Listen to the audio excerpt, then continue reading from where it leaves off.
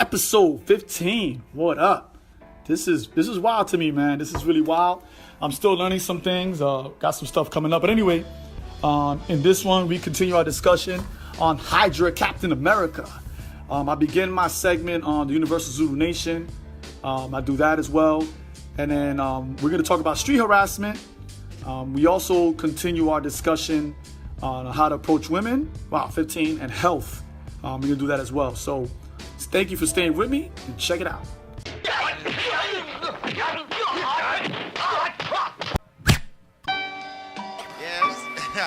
I like the rhymes. All of us are born with the miraculous ability to determine the direction from which sounds approach us. Let us venture into new and uncharted land. People get shook up, when I'm introduced as God.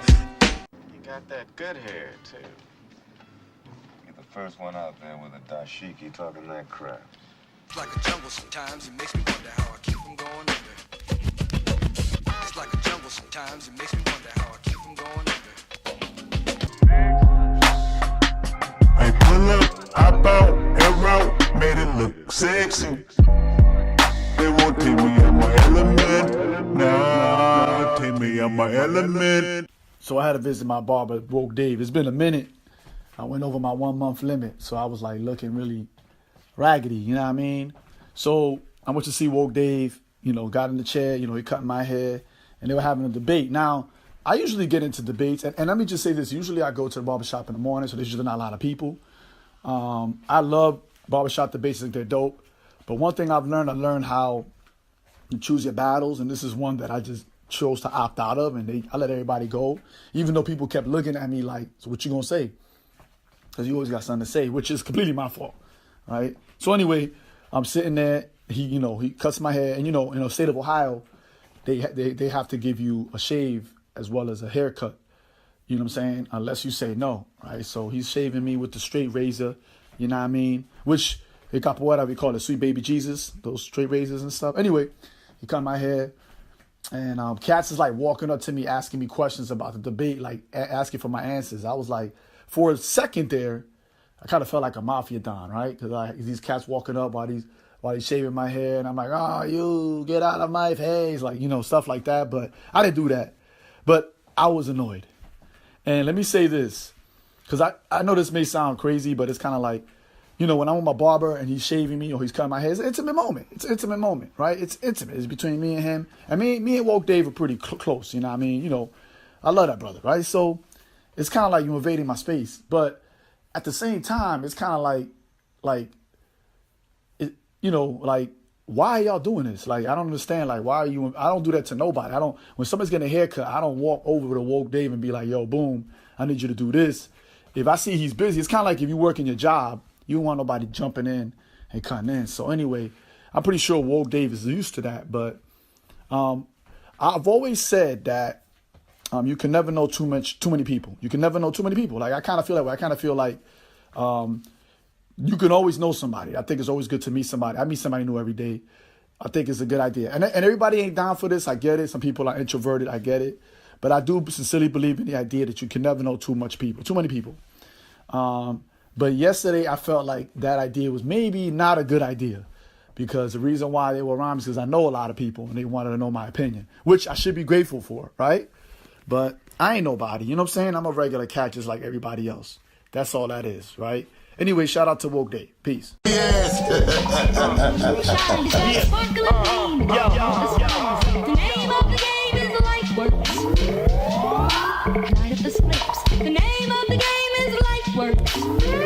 One thing I'm going to be honest about when we talk about Puerto Rico, we talk about Dominica, St. Croix, all those islands that were affected by the recent hurricanes.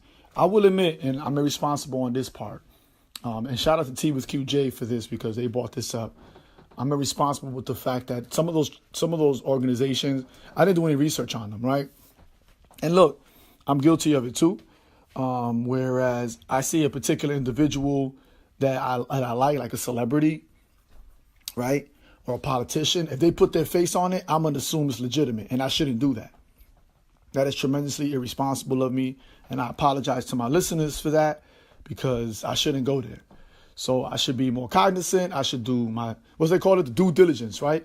Do the due diligence, right? And really do research, because for all I know, some of these organizations could be just as bad, if not worse, than the Red Cross. And we saw what happened to one individual who was a celebrity who raised funds for a particular area and found out that a lot of that money ain't go to the people who needed it, right? So my bad on that.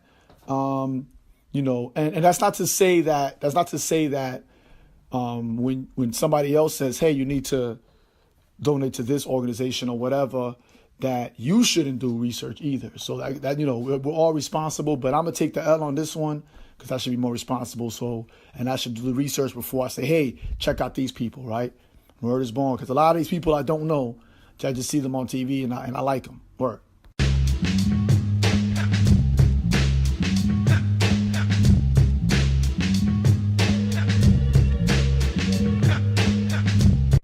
This is going to be the first of a series of segments I'm doing this.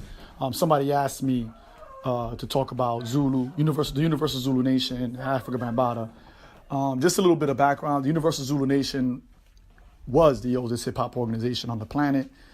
It began in November of 1973, and it was created by Africa Bambaataa, and he was a member of the Black Spades organization.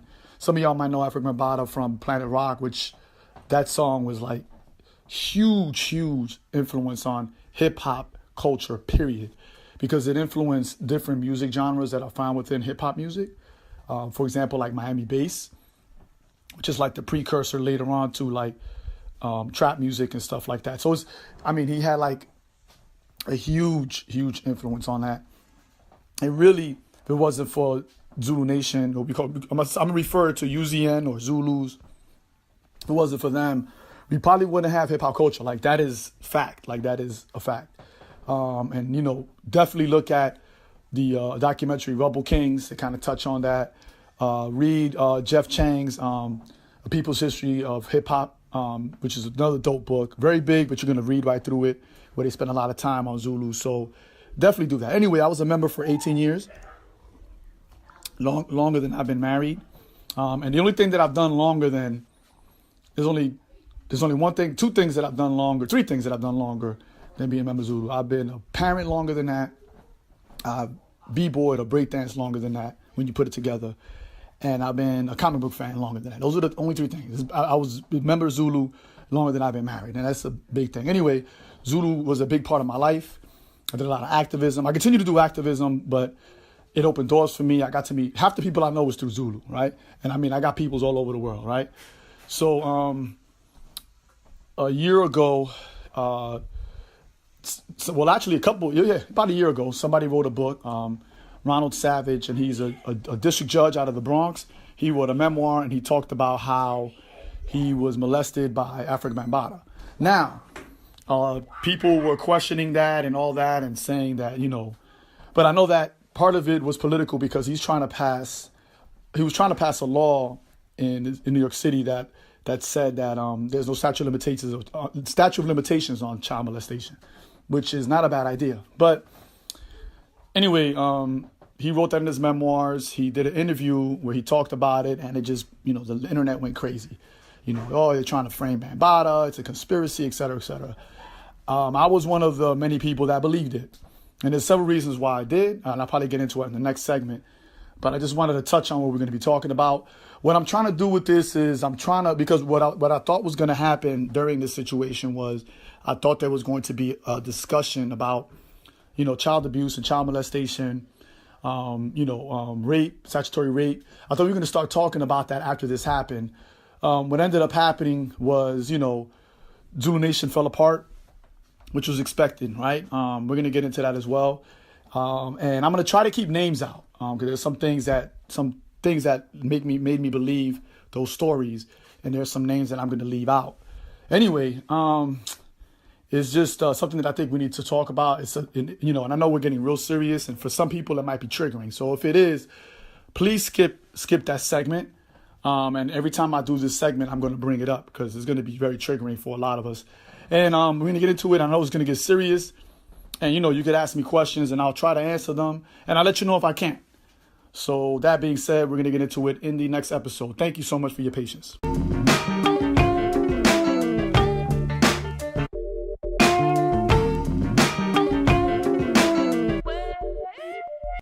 Yo, there was I think it was the Million Man March album. Y'all remember that? That was like 1995. And J. Rule said something that was really dope. J. Rule the Damager. He said, organizational skills kills more devils than bullets. And that's something that I always like followed. Word, organizational skills kills more devils than bullets.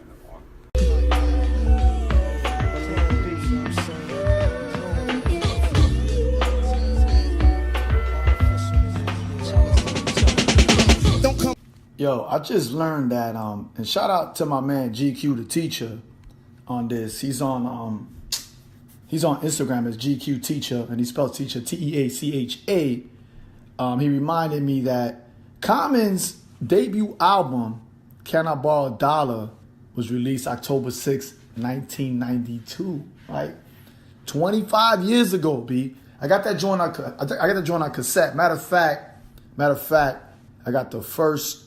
I think it was, I can't remember if it was I got Take It Easy on single. And I remember the Source had did a review of the album, but the album hadn't come out yet. So, right, when the Source was dope, right? And yo, this one was also produced by No ID, but back then he called himself Immense Slope. And then like, they also had the Beat Nuts on there.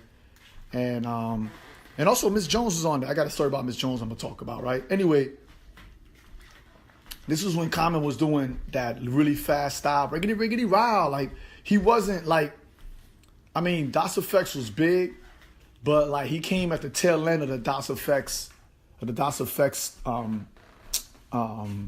was trying to copy Das Effects. Like, everybody was just trying to do that. Riggedy, riggedy, row. Like, you know, so he was still doing it, but Common wasn't like doing it like consistently. He would like say a rhyme and then at the end be like, riggedy, riggedy. And, you know, so a lot of people were doing that back then, and he was doing it. But it's funny because if you listen to him, if you listen to this album, his voice sounds very young. And also, like, it was very nasal. Like, he always sounded like he was, he sounded like he had a cold, and he just finished beating a cold, and he went into the studio. Anyway, yo, it's a dope album, man. And, you know, it came out at a dope time. And I know that he did a song called Breakin' 1-9, and then he did a remix that was really big. But he has songs like Soul by the Pound on it, Take It Easy, Heidi Ho. It's really, really dope. And it was a dope album. And then, you know, he came out with the second album. And then that's when he did I Used to Love Her. And I really kind of like opened it up for him. But Can I Borrow a Dollar was his debut album. And actually, it's pretty dope. And I like, yo, people get mad at me, but I like Common pre-Soulquarians. I really do. Like, I like Common before pre-Soulquarians. Not now, not so much. Now I'm kind of like, yeah. And you know, everything he did with the Soulquarians, like, I'm not like, once he stopped fucking with No Idea, I was like, I don't mess with that dude. But this album, Resurrection, and then One Day It All Makes Sense, when he had to drop Common Sense from his name, because back then he was Common Sense, and then he had to drop the name. But yeah, it's 25th anniversary, man. Word.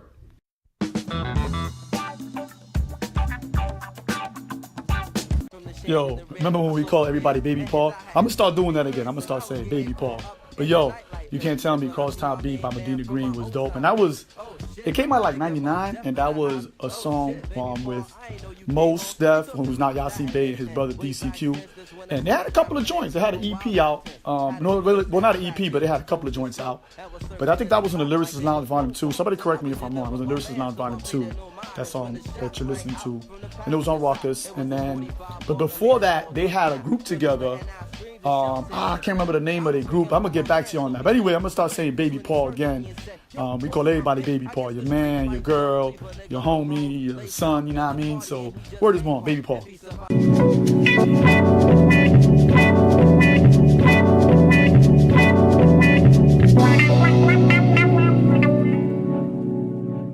So we're going to talk about Hydra Cap and Secret Empire. So we're going to get into it a little bit. Nick Spencer began writing he writes both Captain America stories, Steve Rogers and Sam Wilson. But they brought back Captain America, and they gave him like this ugly shield. It was an ugly shield. It was like, it's based off of the original, which was like almost triangular in shape, but this time the bottom one shoots out this little mini shield that, it shoots it out. So, because he can't really throw it. If it's rectangular, he can't really throw it. So, but it's a lot bigger than the older one, and it's blue and it has a white star in the middle. So it's not exactly like the older one. It's kind of shaped like it. Anyway, in the story, in issue 1, and this one like caused a lot of, I call it fake controversy because motherfuckers, man. Anyway, at the end, he kills one of his, sidekicks, and he says, Hail Hydra, right? And oh my God, the internet went ballistic. This was a couple years ago. This was about 3 years ago. Internet just went ballistic. Oh my God, this is whack. How are you going to explain it? Da-da-da-da-da. Now, here's the crazy part. The crazy part was everybody had these ideas of how he became Hydra Cap, right? And the funny part was Marvel was like, it ain't no magic shit. It ain't no magic, and it's nothing magic. But if you remember what I said in the last, in 2 episodes before when I talked about Kobik was the cosmic cube becoming sentient and becoming a little girl. And what happened is in the Pleasant Hill storyline, the Pleasant Hill crossover, right? They used Kobik to create this prison, which was like a little town, Pleasant Hill.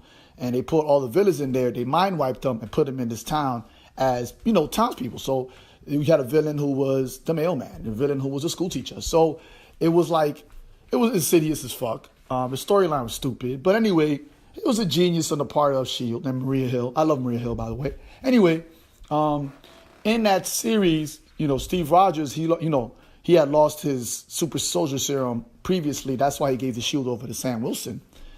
And so he was like an old man. He gets jumped by Crossbones. Crossbones is beating him up. And Kobik gives him back his super soldier serum. And at the same time, and they make, right there, I knew something ain't right. You know what I'm saying? Like, she just gave him the super soldier serum back, right? Meanwhile, she's in cahoots with Red Skull. So it's kind of like, I knew right then and there it was a cosmic cube thing, right? And it's kind of like, everybody over here making these ideas and theories, and Marvel's like, no, it's no magic. It was the cosmic cube. Kobik rearranged history. So in issue 2 of Nick Spencer's Captain America Steve Rogers, right? They show flashbacks for Captain America as a kid, during World War I, and his mother is attending Hydra meetings. So they're trying to imply that he's been a Hydra agent ever since he was a kid, right? So which is like retconning, but if you know comic books, they retcon all the time. They do this all the time. It's just, you might as well, sometimes it pisses you off because sometimes they do some things that are really stupid.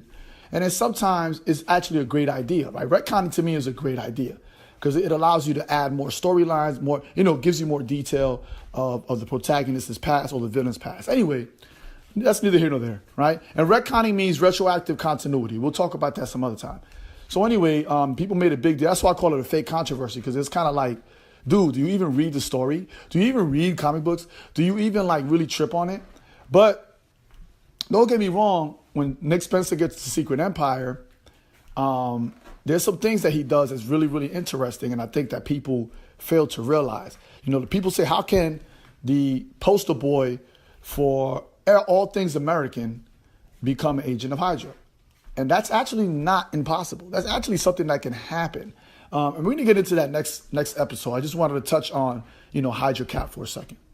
Yeah. I think Prince should run first.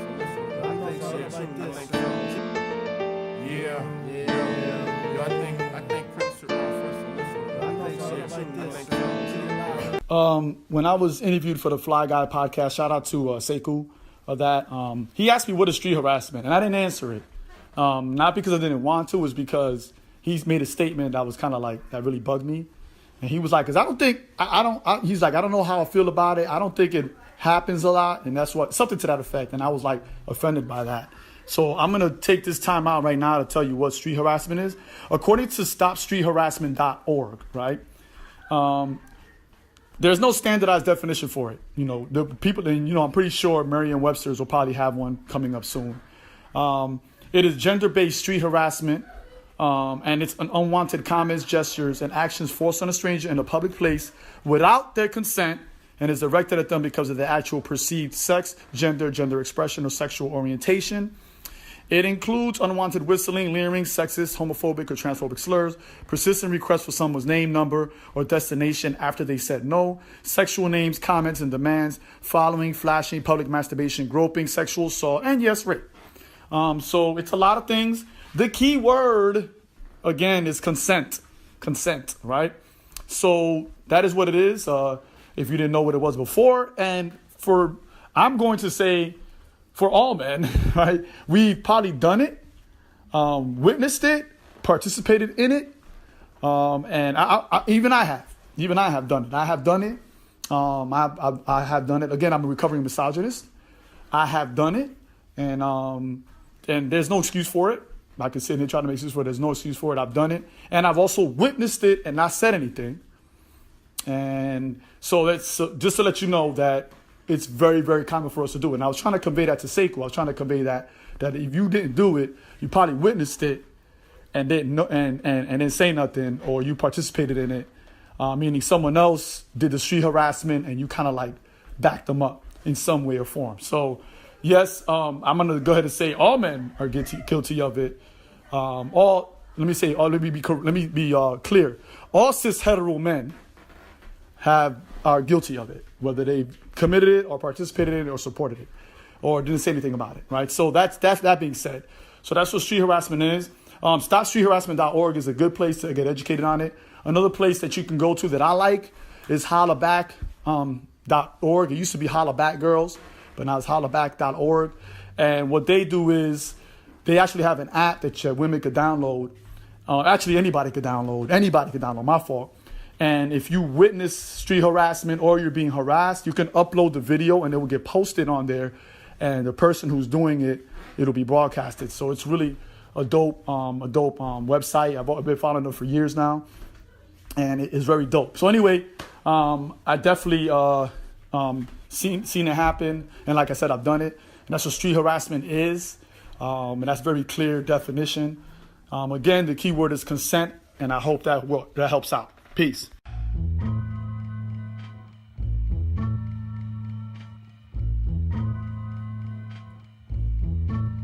Let me talk about health real quick. I talk about this on my live health segment after I teach my capoeira class on Sunday, but since I didn't teach today because of the weather, I wanted to bring it up. A lot of times I help a lot of people like meet particular goals. Like I'm not a professional personal trainer, but I have helped people reach particular goals, and I've trained people before outside of capoeira, and I used to teach boot camp, so I got a little experience in that. Anyway, one thing a lot of people do is that they come to me and they'll say, I've had this happen to me before, where people will come to me and they'll say, I want to look like this person, and they'll show me a picture, usually a celebrity, usually someone who's a trainer or whatever, or fitness guru, and they say, I want to look like this. And I'm always discouraged. I really am, because number one, everyone's not going to get a six-pack, which is actually an 8-pack, right?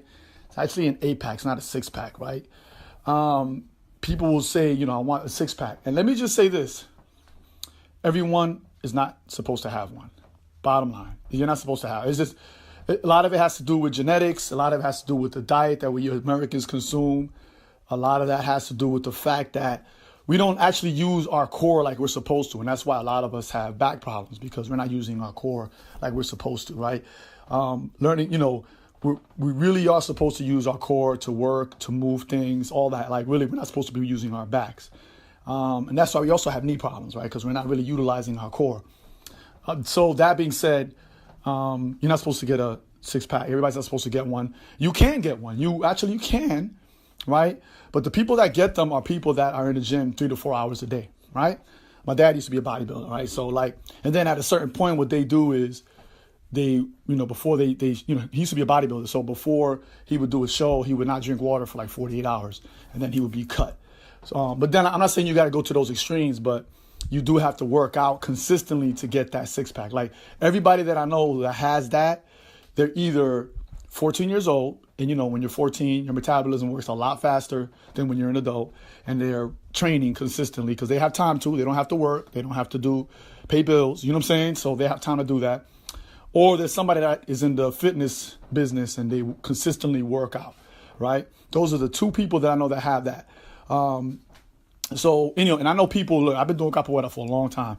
I know people that have been doing capoeira all their life and they don't have a six pack and their core is on point.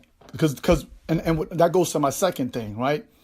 What is a healthy look? Like, what looks healthy? Like, a lot of times we look at health and we say that person has to look a particular way, right? They have to be fit. Like, we look at The Rock and we say, oh, he's healthy. He's definitely healthy, right? And we think that someone who's obese isn't. Excuse me, I had a sip of my coffee. So I think that too right there throws a lot of people off because, you don't have to be that way. You don't have to. I know people are like, oh, that doesn't make any sense. And because I know people that you look at them and they can do yoga, right? And they can bend and they can do all that stuff. They can do splits, right? I got students in my class that you look at them and you're like, what are they doing in here? And they could do back handsprings all day, right? So health isn't tied to how you look. I mean, there are certain things that you can tell that says, this equals unhealthy, but we always assume that someone that's slim is in shape and someone that's not slim is not in shape. Because I know people that are heavy set that can run miles, right? That can jump rope. So we gotta remove ourselves from that.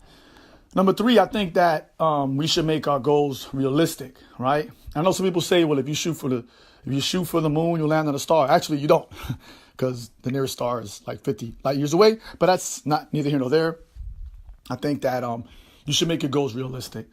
And we shouldn't tie our goals to our weight, right? Like, we always tie it to a number. And I know it kind of, in one sense, it kind of like is realistic, because if you say, well, I want to lose 40 pounds, that's like, you can actually measure that.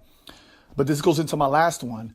And I said this before on this podcast, it's about lifestyle. Like, you have to, if you want to live a healthy life, if you want to look great, if you want to feel great, it's a lifestyle thing. It's not, let me hit the gym for 12 months and change my diet for 12 months and then stop, because you're going to go right back. And I think the number is, and I could be wrong, I think the number is that people that lose have dramatic weight loss, 90% of them regain that weight back within 6 months after they stop, right? And I've seen it happen, right? And I could be wrong on the numbers, but I know, like, significantly a lot of people gain. And I've seen people, like, lose weight tremendously and then stop doing whatever they were doing, and then they would gain it all back. And it's because they didn't make a lifestyle change. They just changed what they were doing at that particular moment. So don't look at someone and say, I want to be like that. You have a particular body shape according to genetics. And you can work that. You can still work that. And, love yourself, man. Fucking love yourself, man. Word is born. This is a man's world, but it would be nothing without. This is a man's world. Part 3, QBC, sip lime Bacardi. Heavy on the wrist, you blink my ice ring. John Lee Green, get that storm. Part 3, QBC, sip lime Bacardi. In this segment of how to approach women, number 15, right? Somebody actually asked me, and it's something that it goes to paying attention. We talked about that 2 episodes ago, right? I believe. Let me know. When do you know when it's not working, right?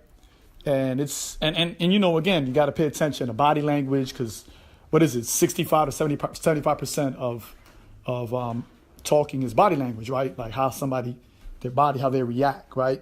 And this goes back to paying attention to the young woman, paying attention to her body language. If she's not giving you, the one thing I've learned, if someone's not giving you eye contact, right, then they're not paying attention to you.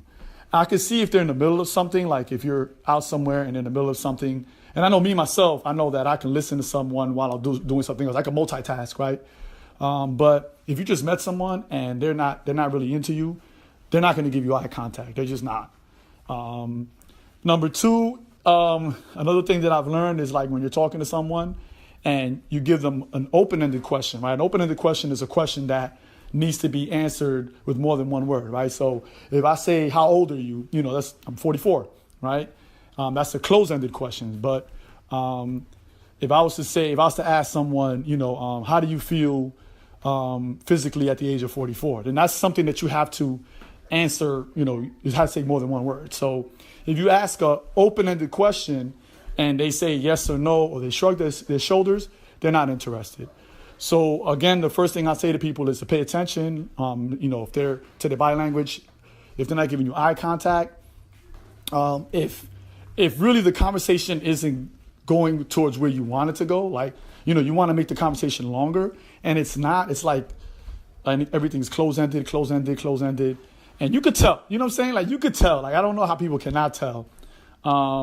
You can tell that person is not interested, and that's your cue. And it goes back to episode 1 where I was like, learn how to handle rejection, because sometimes somebody can reject you without saying one word. So just, again, pay attention. That's how you know if they're not interested. There are some people that will humor you, right, for whatever reason. And it's probably because they don't want to offend you. It's not that they're trying to play with your feelings or anything like that. Because a lot of people say, well, women play with your feelings. And I'm like, no, that's not true. It's just that they know how fragile our egos are. Yes, men's egos are very fragile, right? So a lot of us, most of us don't know how to handle rejection. I should say all of us, right? Because there's very few men I met in my life that can handle rejection. But most of us cannot handle rejection. So a lot of times women will humor us because they would rather let us down easily, or they would rather wait for us to figure it out, even though some of us are clueless. So if she is, don't take it personal. Say goodbye. Thank you very much for your time, and keep it moving. So there you have it. There's yours for this segment on how to approach women.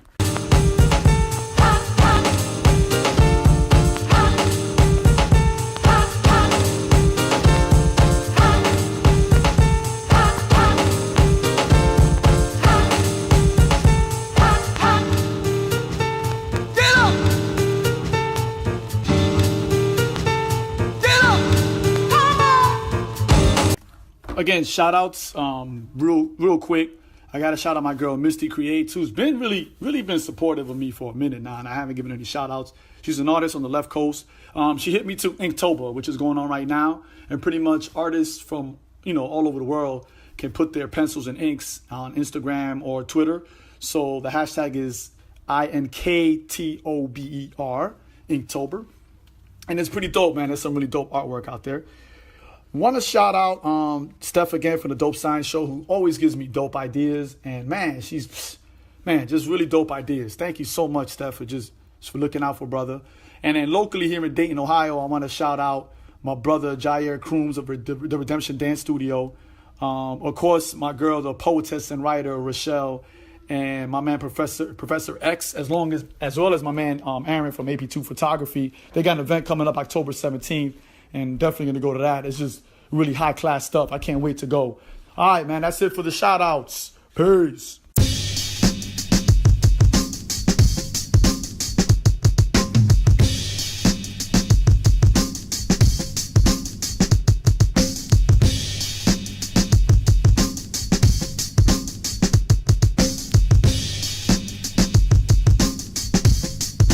There you have it, folks. Another episode done. In the can, in the paint. Word. And you want to hit me up, you can do it 2 ways. On Twitter, you can hit me at Dan Tresomi, DANTRESOMI. And you could also check me out at Omi's Podcast, at OMIS Podcast. That's both on Twitter. That's probably the best place you can get me at if you have any ideas or questions. And then also, you can check us out on Google Play, SoundCloud, and iTunes. I'm working on putting this up on YouTube. And yes, please go on iTunes and leave comments. I really appreciate it. I actually got some comments, and I'll probably big them up on the next show. I appreciate y'all. Thank you for the new listeners. Thank you for the old listeners. Thank you for all of y'all. And I got some people that listen that kind of like lurk, which is cool, but it's always shocking as to who it is. And I really appreciate that. And we out.